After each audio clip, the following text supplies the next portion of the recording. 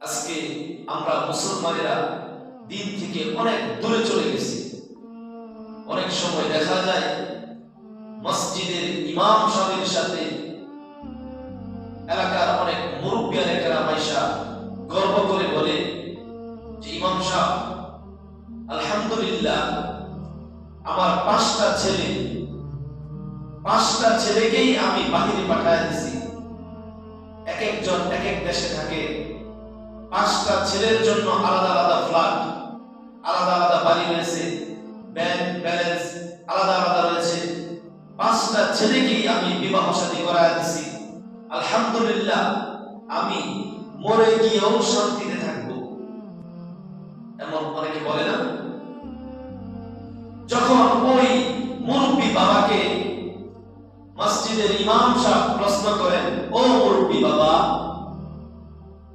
আপনার প্রত্যেকটা সন্তানকে আলাদা আলাদা ভাবে সেটেল করে দিয়েছেন, আপনার কয়টা সন্তান দেখে দেখে কোরআন পড়তে পারে বলেন তো? এখন মুরব্বী বাবা বলে, হুজুর এটা তো করতে পারি নাই। ইমাম সাহেব যখন ওই মুরব্বী বাবাকে বলে যে আপনার কয়টা সন্তান 5 ওয়াক্ত নামাজ পড়ে বলেন তো? মুরব্বী বাবা বলে, হুজুর এটা তো করতে পারি নাই। এবার যখন ইমাম সাহেব ওই মুরব্বী বাবাকে বলে যে আপনার কয়টা পুত্রবধূ খাস পর্দা করে বলেন তো?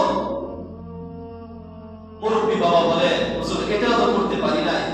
এবার আবার যখন ইমাম সাহেব ওই মুরব্বী বাবাকে বলে যে আপনার কয়টা সন্তানকে মৃত্যুর পরে কবরে 3টা প্রশ্ন করা হবে, হাসরের ময়দানে 5টা প্রশ্ন করা হবে, এই মোট 8টা প্রশ্নের উত্তর শিক্ষা দিচ্ছেন কয়টা ছেলেকে বলেন তো?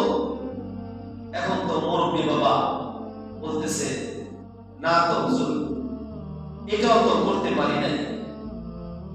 অথচ এই মুরব্বী বাবাটা প্রথম কি বলছে? যে আমি মরে গিয়েও শান্তি পাবো, আমার প্রত্যেকটা ছেলেকে আলাদা